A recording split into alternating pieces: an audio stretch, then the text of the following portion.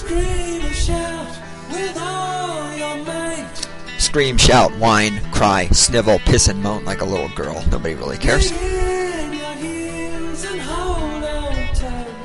You can shove your opinion up your ass and cement your butt cheeks together.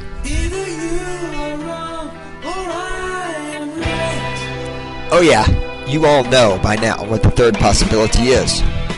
Possibility that you are wrong and I am right. Welcome. We are here yet again to do some more stating of the obvious. It is still the 20th of November. Took a little break there from that last session. Alright, now how come... Yeah, I know, it's because I'm talking louder. That's what it is. We get the sound all balanced out. And then we actually start recording. And I always manage to talk louder than I did during the test recording. So it throws everything out of whack. And Randy shoots me dirty looks from the control room. We are here at the palatial recording studios. I still can't talk. Palatial recording studios of the Cynical Libertarian Society. I am your host Skippy. In the control room is the lovely and adorable Randy. It's the 20th of November. It is 11:42. We're hanging out here. I'm doing my thing, playing some 80s music in the background.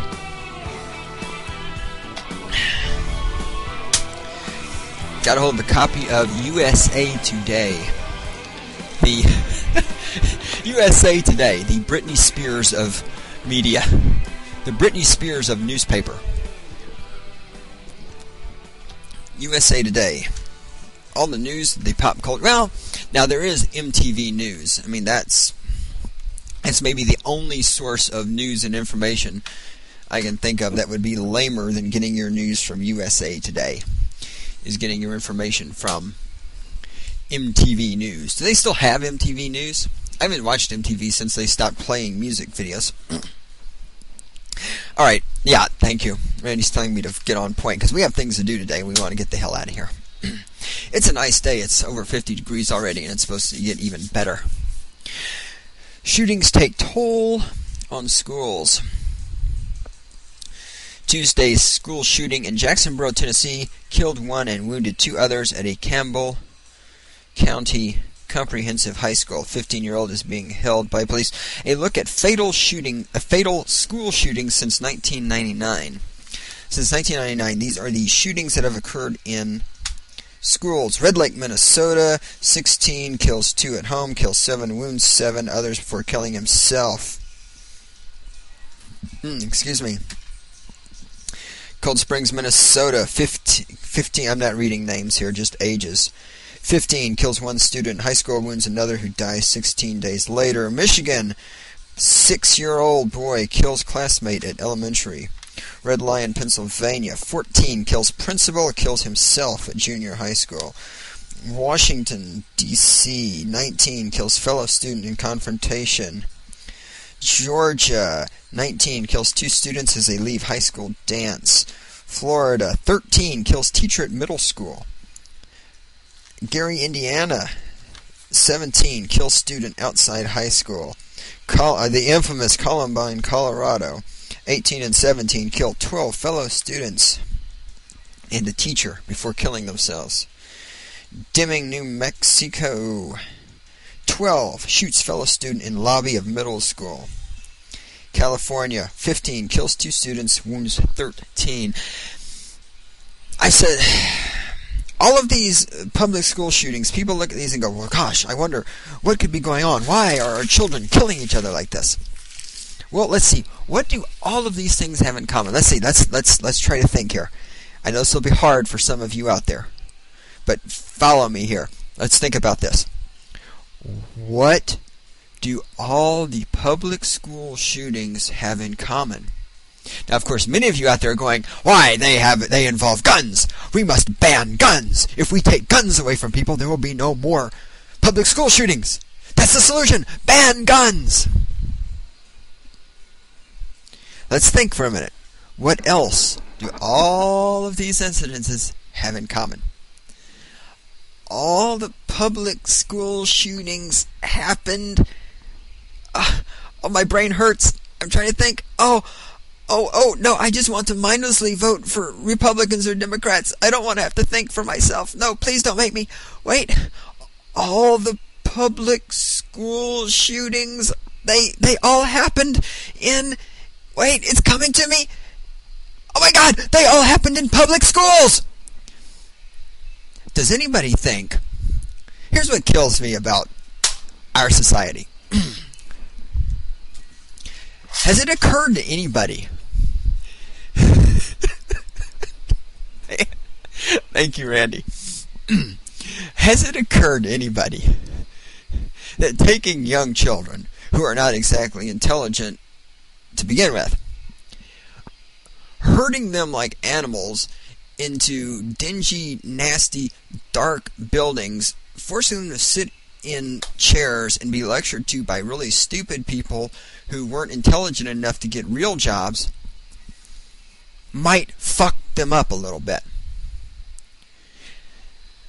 As I mentioned in the previous edition of Stating the Obvious, where I was half joking, half serious, talking about the dress code, I mean, I'm happy that I went to school before you had metal detectors and security dogs and ID cards and strip searches and all this other weird shit. I mean, has it occurred to anybody that the reason these students might be killing each other is because the process of public schooling might be fucking them up?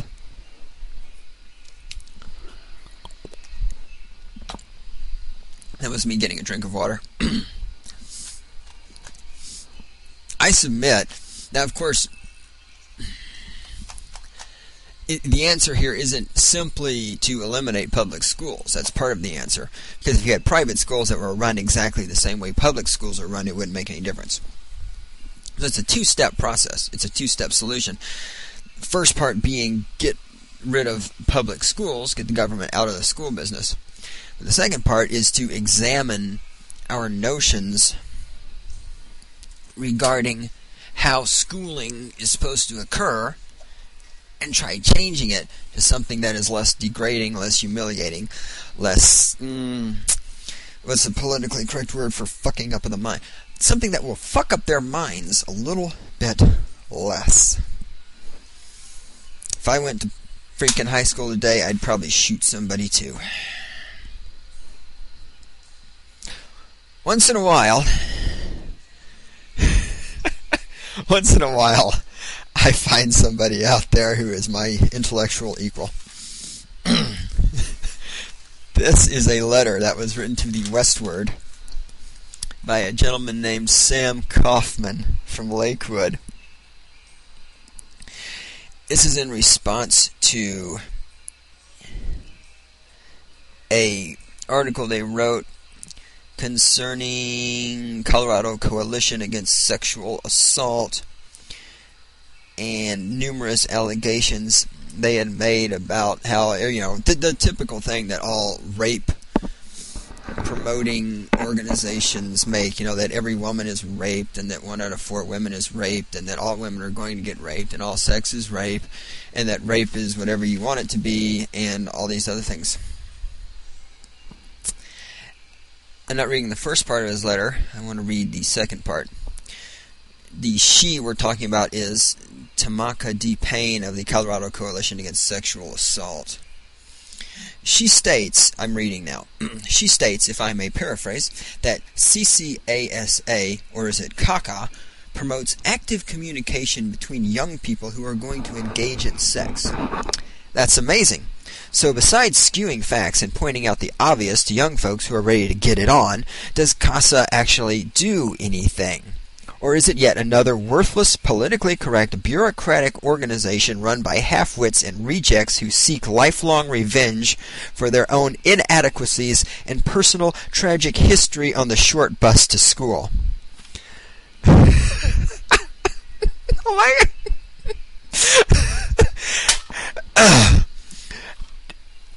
Is that not, as I have said over and over, what are the defining aspects of liberalism? Defining aspects of liberalism are doing nothing but trying to feel good about yourself. Does this not perfectly sum things up? Does CASA actually do anything, Or is it yet another worthless, politically correct, bureaucratic organization run by half-wits and rejects who seek lifelong revenge for their own inadequacies and personal tragic history on the short bus to school? Much like the same organization that unfortunately has a law on its side as it forces people like Kumbi Guinea to jump through hoops eternally for a crime he most likely never committed. Furthermore, I fail to see how Westward's pointing out the race issues in this case is discounting anything, as Pena states. Race is obviously an issue, especially at the University of Colorado, and especially in Boulder, both in this case and in many other disturbing Boulder happenings over the years. I love this last paragraph.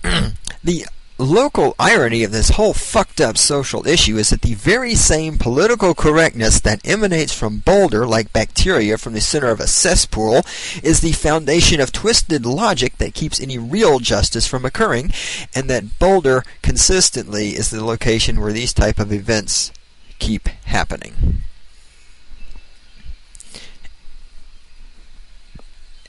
Sam makes an excellent point here. This is one of those things that I should have thought of and didn't. I feel bad about that. Boulder is constantly, we're hearing about rapes. We got the football team raping all these women. We got all this stuff. And yet Boulder and CU, these are the nexus. The nexus. This is the fucking nexus of political correctness. It's the nexus of liberalism. It's the nexus of the dirty fucking hippies. And yet, where is it that all these people get raped? Where is it that all these people get discriminated against? Where is it that all these football players do these evil things? It's right there. It's in the fucking heart of the liberal cesspool. I've said it before, and I've said it again. Liberalism is all about hypocrisy. Liberalism is about feeling good about yourself, compensating for your inadequacies. It's like, oh, I'm worthless, but I can't do anything to change the world, so, oh, I'm going to go out and sleep on the street overnight, and thus I'm going to compensate, and I'm going to feel the pain of the homeless people, and oh, I'm going to feel so good about myself. I haven't actually done anything, but oh, I feel good about myself. Now, instead of feeling good about ourselves, I have to come back to this. I did this in the last edition, but I just didn't feel that justice was there for this little Corinne Salakis's book, Smashed, Story of a Drunken Girl, because that letter set me off. You know, it's where it says, I love this. This is great. Said yet another worthless, politically correct, bureaucratically organization run by half-wits and rejects who seek lifelong revenge for their own inadequacies and personal tragic history on the short bus to school. And that takes us to Corinne and her book. You know, here is this little bitch. This little white girl came from this sheltered, rich white family, went to college, found out she had too much time on her hands. Yet, you know, first, so she got drunk, she got fucked by a bunch of men, she ruined her life. Now she's trying to ruin everybody else's life. It's like, hi, excuse me, I'm a stupid little white bitch. I can't handle my alcohol. I can't keep my legs together. And my parents coddled me for my entire life. I never had to get a job or do anything worthwhile because they paid my way through college while I was drunk fucking everything with a dick. And so now, because I'm a worthless little bitch who can't take responsibility for my own life because I'm a fucking liberal Democrat, now I want to ruin everything for the rest of you by trying to make alcohol illegal and tell you how fucked up you are because you had a beer last night. Can we say compensating for our inadequacies and personal tragic history on the short bus? This is another hallmark of liberalism, is I'm too stupid to take care of myself. I'm too stupid to keep my own life in check and balance. I'm too stupid to know when to stop drinking alcohol. I'm too stupid to keep my legs together. I'm too stupid to not fuck everything with a penis. So now I am going to attempt to punish you for my inadequacies.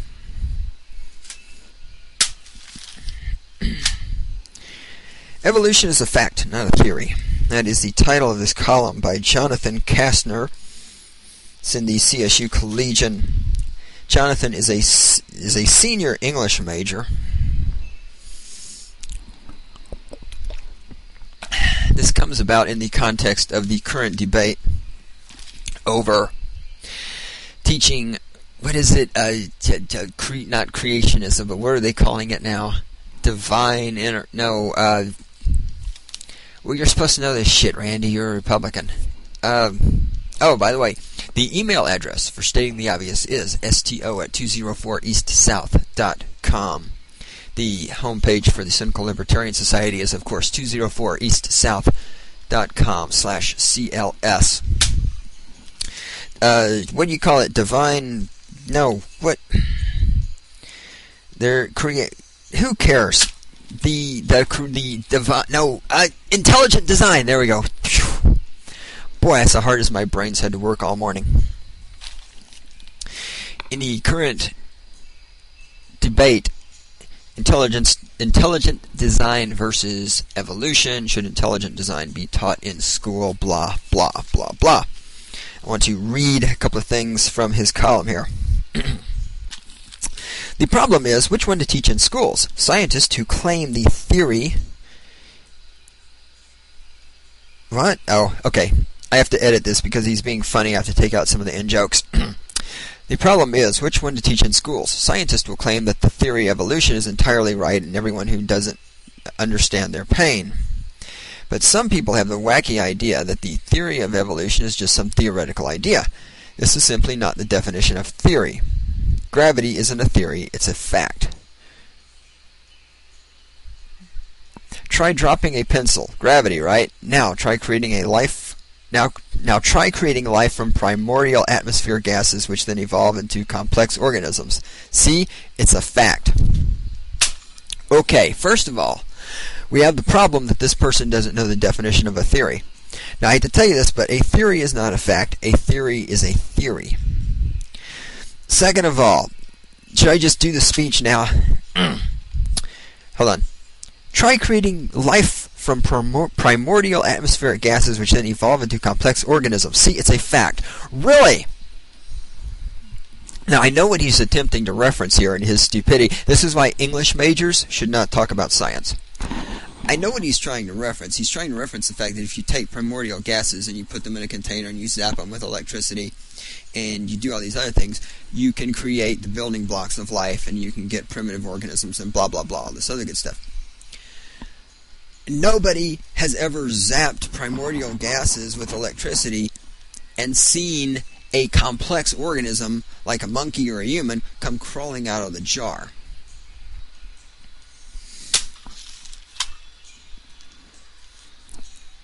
I have another article here, Decoding Chimps, Understanding Humans. Let me read this. Scientists said Wednesday that they had determined the precise order of the 3 billion bits of genetic code that carry the instructions for making a chimpanzee, mankind's closest cousin. The fresh unraveling of chimpanzee DNA allows an unprecedented gene-to-gene comparison with the human genome mapped in 2001 and makes plain the evolutionary process through which chimps and humans arose from a common ancestor about 6 million years ago. By placing the two codes alongside each other, scientists identified all 40 million molecular changes that separate the two species and pinpointed the mere 250,000 that seem to be the most responsible for differences. Yeah, the sound balance has changed. Is that still working out okay? Okay, good. Yeah, I mean, we've been recording for... we did a whole session. We're 20 minutes into this when we finally got the sound balance right. No, it is my fault, actually. What's the point? What is the point of this? The point is this. A theory is a theory. It's not a fact. What's this idiot's name? Jonathan, the English major, who shouldn't be talking about science, attempts to call gravity a fact. Here comes the empirical science speech.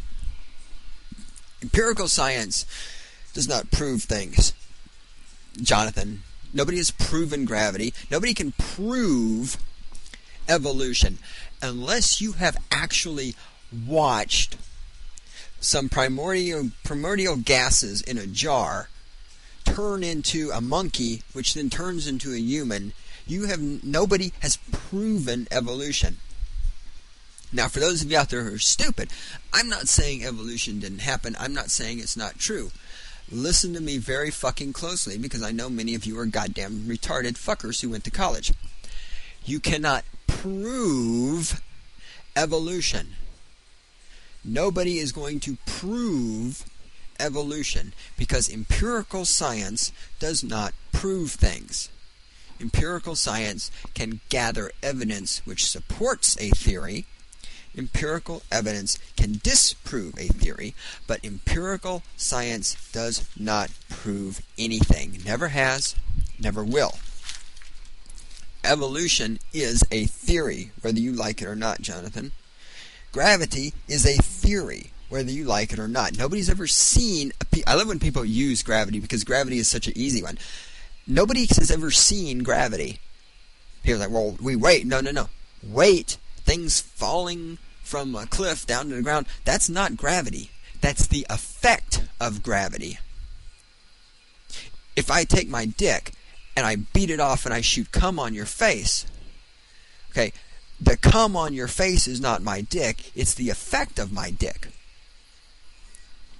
Gravity and weight and things falling, they're not the same thing. Something falling, your pencil falling, that's not gravity. That's the effect of gravity. Empirical science does not prove things. What does prove things is stupid people. And on the subject of stupid people, we have New Orleans. And we have Katrina. I've been sitting around on this one for a while. What have we learned? Katrina, what have we learned? This has been, obviously, in the news a lot. What have we learned from this hurricane? What we have learned, well, what I have learned, actually I didn't learn this, I already knew this. What I already knew, and this is reinforced, and what the rest of you still don't get, is that the government is a bunch of incompetent fucks. This is what amazes me. Liberals are running around talking about how the government was unable to respond to the hurricane. The government couldn't handle the disaster. The government had all these people down there who needed food and water and medical care, and the government was unable to come through and provide these things. So what is the solution? More government. These are the same people who want the government to take control of health care. Now let's think about this. Katrina, you got all these people. They're in the Superdome. They're all in one place. They're right there. They're not going anywhere. We know where they're at. We know they need medical care. The government can't handle it. So who do we want to give control of the entire healthcare system to? The government. Because, hey, if the government can't get some fucking Band-Aids to a bunch of people in the Superdome, obviously the government's going to be perfectly capable of running the healthcare system for everybody in the entire country. Liberalism. The only ism where complete incompetence qualifies you to be an expert on something. Can the government provide health care for the people in New Orleans after the hurricane? No. Therefore, the government is qualified to provide health care for everybody. Can Samantha Spady's parents keep her from drinking herself to death? No. Therefore, they should go out and help other people keep their children from drinking themselves to death. Liberalism, the philosophy under which, if you're a total fucking failure, that's all the qualifications you need. Why, what have you failed at? Well, I totally failed at building a house. Whoa, hey, you want to be a housing contractor? Here. What did you fail at? Well, I totally failed to drive a car. I can't even make a right-hand turn without hitting something. Hey, you want to be a truck driver? You're an expert on driving. You're a failure. What did you fail at? Well, we failed to provide medical care and disaster relief for a whole bunch of people in one big building, even when we knew they were there days ahead of time. Hey, you're qualified to take control of healthcare for the whole country. Liberalism in action.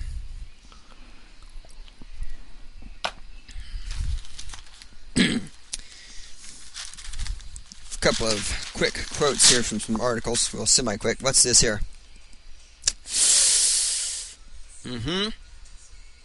Talking about, this is another thing. This, send the hurricane. First of all, okay, oh boy, how do I want to go on this one? The allegations of racism. To hear the liberals tell it, the evil Republicans went off and left the black people there to die.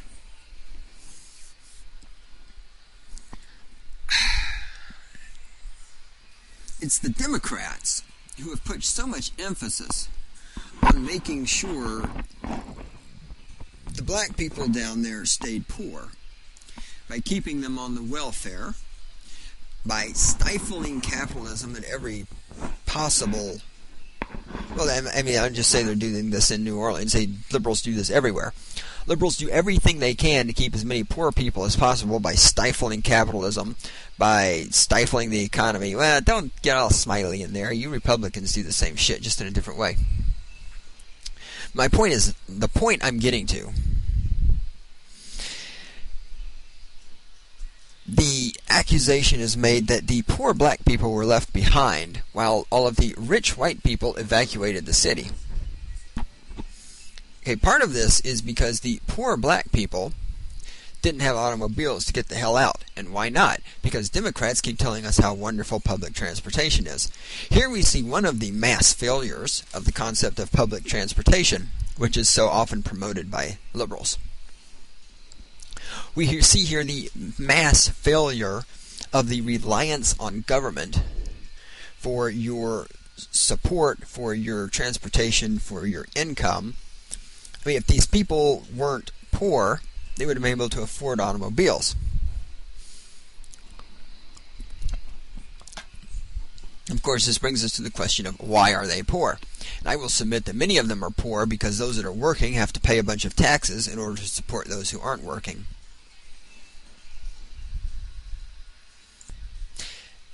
These people had been told for most of their lives, if not all of their lives, vote Democrat. We will take care of you. We will provide for you. We will be your nannies. We will be your parents. The evil Republicans want to kill you. So where were the Democrats when all of this happened? Let me ask you this. Did the Democrats not notice there was a hurricane coming?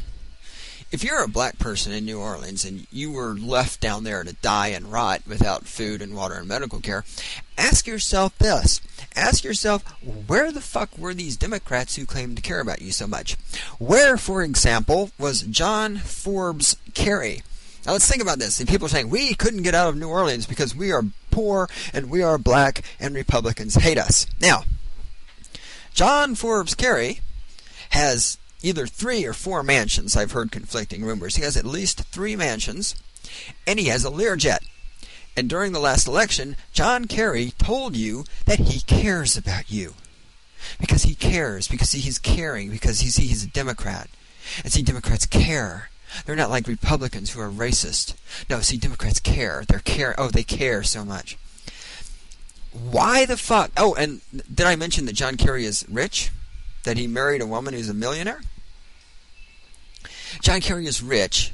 He has 3 mansions. He has a Lear. He has his own private aircraft. I'm actually not sure if it's a Lear, but he has his own private aircraft, and he cares about you, black people in New Orleans who are poor and vote Democrat. Why didn't he fly his little fucking airplane down there, pick some people up, and take them to his mansions? Now think about this. Remember, I have said, if every fucking liberal that claims to care about homeless people took a homeless person home with them, there'd be no homeless people. If every fucking liberal who claims to care so much about the poor black people in New Orleans that George Bush attempted to kill by starting a hurricane and sending it at New Orleans, if all of you fucking liberals cared about those people so fucking much, why were they down there without food and water and medical care? Why didn't you take your little white middle to upper class fucking asses down there and help them? And the answer is because you don't really give a shit. You say you care because you're trying to feel good about yourself. Because how many times have I said this?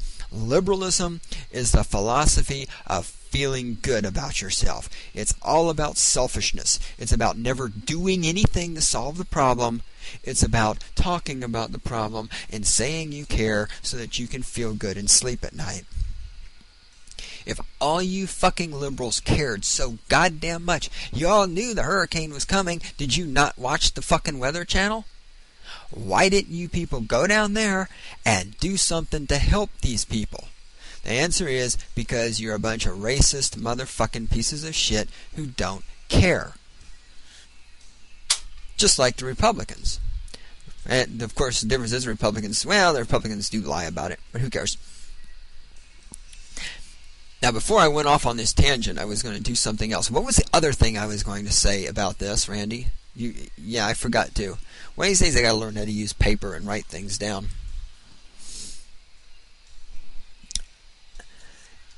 There were also people who stayed behind and said, nope, we're not going to leave. Hurricane's coming. We're going to sit it out. Why? Because we've got big testicles. Now, you know, I can respect that. I can respect the people who said, we're not going to let this drive us out of here. We're going to stay here. We're going to weather the storm. We're going to deal with it. But when those same people then start asking for help, then you've pissed me off. If you say you're going to stay behind and weather it out, you need to have some food and some water and supplies and shit standing by so that you can weather it out. There's this quote in here talking where one of the people who went in to do relief effort, he says about these people who are in there, and I quote, they tell us we're okay, just keep bringing us food and water. But that obviously is not the solution to the problem. I mean, if you're going to stay in there and weather it out, don't be begging people to bring you fucking food and water. You should have thought of that before the hurricane hit. Don't be a goddamn pussy.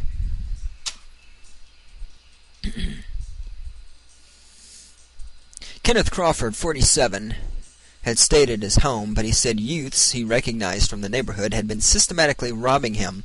They took his tools, his stereo, his lawnmower, and pried his air conditioning unit from his window. He figured they were stockpiling items somewhere to fence later. Sure is good to know that in the wake of this disaster, people are out there stealing things so that they can make money. Evil capitalist. That must be what it is. What is this? Houston Hospital's effort. As widespread looting continued, snipers fired shots at passing medical helicopters, leading to a temporary cessation of air ambulance service. Now, I heard later that this was bullshit. And the people who were saying this was bullshit made a good point. When you're in a helicopter, it's not like you can tell somebody's shooting at you. A helicopter makes a lot of noise. Unless a bullet actually hits you, how in the hell do you know that you've been shot at? What is this? Looters filled industrial-sized garbage cans with clothing and jewelry and floated them down the streets on bits of plywood and insulation as the National Guard lumbered by. Mike Franklin stood on the trolley tracks and watched the spectacle unfold. To be honest with you, people who are oppressed all their lives, man, it's an opportunity to get back at society, unquote, he said in his illiterate way. 12 years of public education. Man, it's an opportunity. A man walked down Canal Street with a pallet of food on his head. His wife insisted they weren't stealing from the nearby Winn-Dixie supermarket. You know, in a situation like that, if you go into a supermarket and you liberate some food and water, I can't really fault that one. But when you're liberating... that's a military terminology, Randy. When you're liberating clothing and jewelry, one has to wonder. And of course, I'm supposed to feel sorry for these people, because that's what liberalism is all about. Meanwhile, this is important. This came out during the time this was going on. Detroit, the Rolling Stones were a huge hit at the Commentric Park, I don't care, whatever it is, and the damage wasn't as bad as expected. Damage to the sod in the outfield from last Wednesday's Stones concert was expected to be repaired in time for tonight's Tigers game against the Cleveland Indians, the team's groundskeeper said. So hurricane hits New Orleans, city is flooded, people are packed in the Superdome, dying because they relied on the government to provide them with food, water, and shelter, and the government can't do it. This is, of course, the same government which is going to run healthcare for the entire country and do it efficiently. People are sniping at helicopters, theoretically. People are shooting other people, theoretically. We heard those rumors. People are looting. And hey, what's important? What's important is the sod is going to be repaired in time for the Tigers game after the Rolling Stones concert. It's good to know that not only are you people out there so incredibly intelligent, but that you have your priorities straight. Aftermath of Katrina demands accountability. Paul Krugman. Who is Paul Krugman? What's his byline say? Paul Krugman is a columnist of the New York Times and professor, that's all we know, of economics and international affairs at Princeton. In other words, he is a fucking American-hating communist. You can get a drink of water because I'm going to need it on this one. Paul writes in his column, quote, thousands of Americans are dead or dying, not because they refused to evacuate, but because they were too poor or too sick to get out without help, and help wasn't providing. Many have yet to receive any help at all. No, it is because they were too poor. I mean, wait. But because... Not because they... No. Yeah, I have to... I have to stop confusing what people write with what I read. Or what I think they wrote. Okay. Not because they refused to evacuate. I've covered this, but I'm going to cover this again. If these people had not relied on the government to take care of them, they would have been gone. Why did they rely on the government? They relied on the government because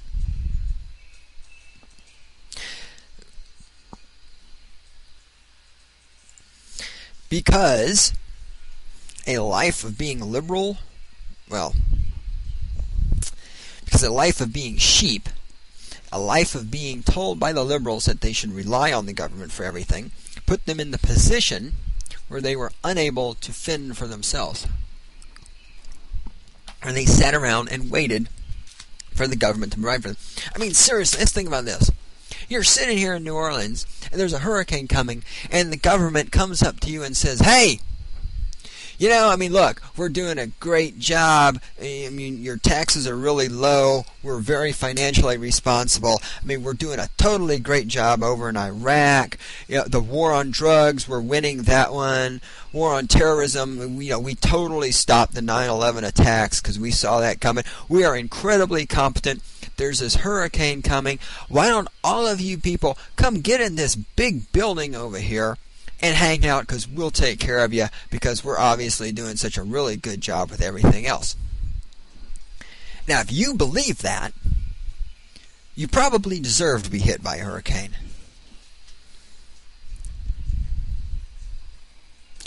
Paul writes over here, quote, did the Bush administration destroy FEMA's effectiveness, unquote.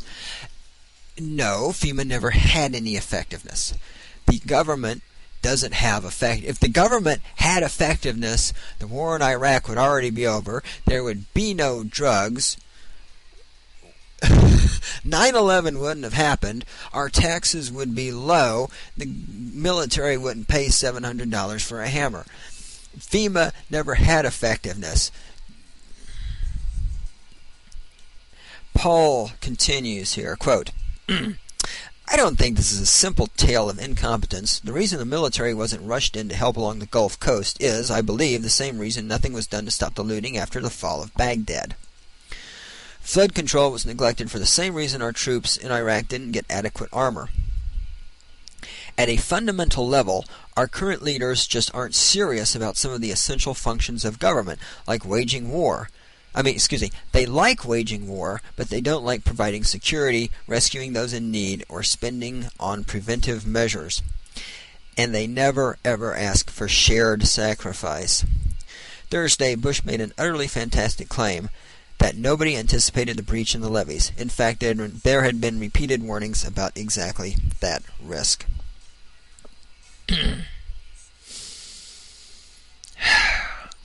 I agree with this to a point. Our current leaders aren't serious about some of the essential functions of government.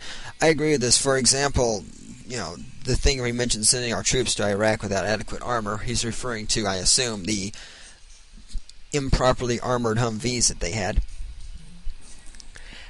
Yeah, our government isn't serious because our government is incompetent. I disagree with him on some of the things that he thinks are the essential functions of government, like providing security, rescuing those in need, and spending on preventative measures. And yet, I guarantee if you go to this guy and you say, well, who should control healthcare? He's going to say the government.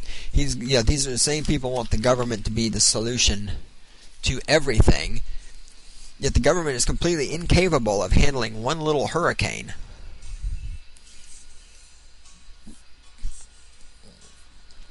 This is a letter written by Kier Fogarty. This is from the CSU Collegian. Kier writes, I'm sorry, this is in response to a column that was published. I don't have the column. It doesn't matter. I quote, I'm sorry, Mr. Whitman, but your thoughts that the anarchy in New Orleans was caused... Blah. Let me get a drink of water and start over.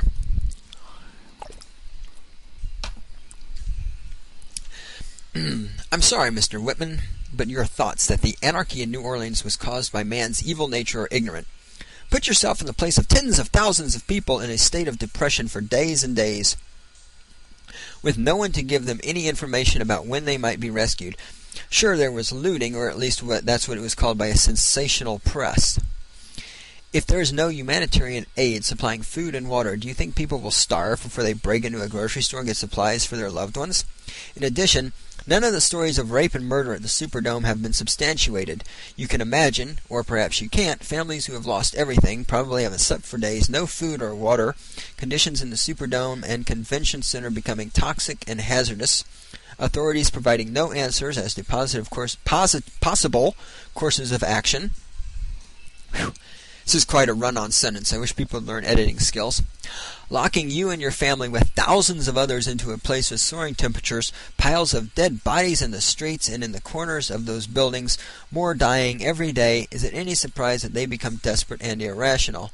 These human beings are under severe psychological stress. It is easy to say from the relative comfort of our fair college campus that you would have handled things differently, but that would be naive, wouldn't it? And again, why did these people... I'm just going to have to say this one more time. Why did these people endure all of these terrible conditions that this person just listed off? They endured all of these things because they trusted the government to provide for them. Because they listened to the government and went, oh, well, we'll go to the Superdome where it's going to be wonderful and safe because the government's going to provide for us. Had they simply gotten the fuck out of Dodge, they'd have been all right. What has Katrina taught us? One thing it hasn't taught us is that global warming is happening. I know there is that little debate, did global warming cause more hurricanes? There's actually, I forget his name, there's a atmospheric scientist here at CSU who says that's a bunch of bullshit, and he went to Washington to tell them that's a bunch of bullshit. But what has this taught us about? This has shown us that the government, as if we need to be told, well, I don't need to be told, is incompetent. Again, I mean, how many times can I say this? Look, hurricane, it's coming. Everybody knew it's coming. The government has all this time to prepare and totally fucks it up. The questions we need to ask ourselves is, do you really think that a government run by Democrats would have handled this better? That somehow or another, if Democrats were there, the government would be oh so competent. And yet people now, having seen the government's complete failure, want to give the government more power, under the assumption that, well, when the Democrats do get in control, then everything's going to be okay. Neglecting, of course, the fact that the Democrats may not be in control. Even if, let's say that for the point of this discussion, let's say that the Democrats could do everything right. If the government's, If the Democrats were in power, everything would have been perfect, everything would have been right, everything would be wonderful, and therefore we should give the government more power, we should give the government control of healthcare, we should give the government control of all national disasters, blah, blah, blah. There's no guarantee that the wonderful Democrats who do everything perfectly because they're little angels, oh wait, they're atheists, they don't believe in angels, there's no guarantee that the Democrats are always going to be running the government. This has shown us governments are incompetent. This has shown us that when the government says, hey, do what we're going to tell you to do because we're going to help you, it's not a very good idea. It's shown us, Katrina has shown us, that Democrats don't really care as much as they do. Because one of the arguments that I have seen lobbed at conservatives is that if you support the war in Iraq so much, why aren't you over there fighting? Especially here on a college campus, you see this thrown at the campus Republicans. It's like, if you guys support the war so much, how come you're still here in college? Why aren't you over there fighting? We can say the same thing here, and I'm not saying that's not necessarily a legitimate approach to that argument. What I am saying is that this argument comes from the liberals, and we can say the same thing of the liberals. If you liberals give a shit so much about all these people down in New Orleans, you, just like everybody else, knew the hurricane was coming. John Kerry, private aircraft, 3 mansions, and a yacht, and he's rich. Why didn't he do anything? You care so much. All you Democrats, all you liberals, all you little dirty fucking hippies from the nexus of political correctness, Boulder, Colorado, where women are constantly getting raped by the football team. If all of you people, if you care so much, you care, oh you're so caring. If you care so much, why didn't you go down there and do something about it? Simple, because it's easier to sit here on your college campus, smoking your dope, smelling bad, hugging a fucking tree. If you're a woman, not you shaving your pits, all that other disgusting shit. It's easier to do that than it is to go down there and actually do something to help those people, isn't it? Why? Because liberalism is all about feeling good. Oh, we feel good. Oh, I feel so good. Oh, I feel so good. Now, of course, some of you out there are saying, well, goddamn, Skippy, you're an asshole. What is the libertarian approach to this? The libertarian approach to this is simple. As a libertarian, as the founder of the Cynical Libertarian Society, let me tell you the libertarian approach to Hurricane Katrina. If you turn on the Weather Channel and you see there's a hurricane coming and you're too fucking stupid to leave, you deserve to starve to death. Okay? This is what's called evolution. This is what's called survival of the fittest. You ever notice how much liberals love evolution? They're always talking about evolution this, evolution that. Evolution works by the weak things getting killed off and dying and only the strong things surviving. Isn't it amazing, though, that when you actually apply evolution to everyday life, they get pissed off? If you're too stupid to get out of the way of a big hurricane, you should be dead. That's called evolution. That's called chlorine in the gene pool. That's what you people are always talking about. I mean, oh my God! Liberalism is almost like intelligent design. Intelligent design says that we're here because some intelligence manipulates. Liberals want to manipulate the population. Liberals want to make sure the stupidest aspects of the population are kept alive and that they breed, because those are the people who will, of course, vote Democrat. That's why they tell them, hey, vote for us, we'll give you more welfare. Hey, vote for us, we'll give you public transportation. Hey, vote for us, we'll protect you from the hurricane. Hey, vote for us, we'll take money away from rich white people and give it to you. Hey, vote for us, we'll provide you with health care. We want to keep the stupidest elements of society alive and make sure they breed so that we can have more stupid people to vote for us. That's intelligent design.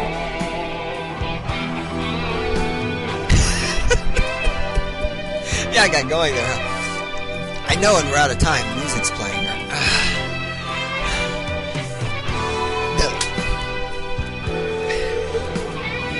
What we've learned from this is that the government is incompetent and that people are stupid. If you relied on the government, you're an idiot. There's a hurricane coming. Get the hell out of Dodge. I just cannot. If I talk about this anymore, I'm going to fall over backwards and puke on myself.